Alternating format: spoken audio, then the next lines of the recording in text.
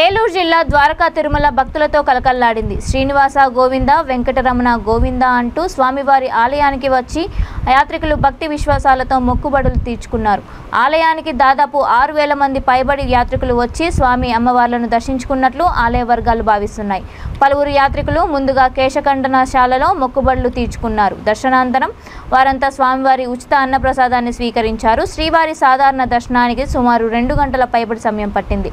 భక్తుల రాకతో ఆలయ పరిసరాలు ఆధ్యాత్మిక శోభను సంతరించుకున్నాయి.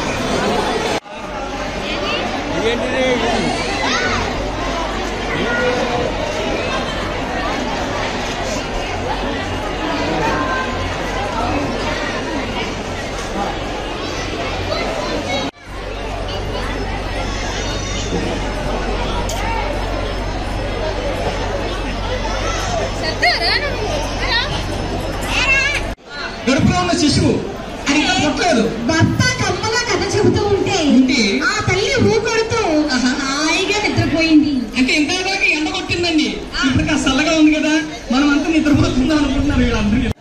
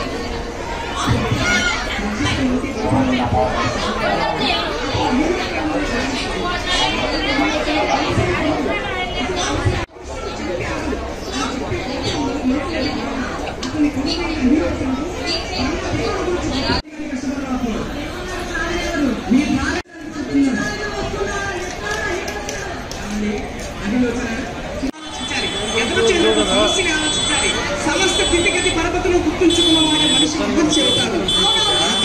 ఆ పూట చెల్లిపోవాలంటే కాదు, ఎదురు పూటని ఆలోచించాలి. కానీ ఆనాడు ఆయన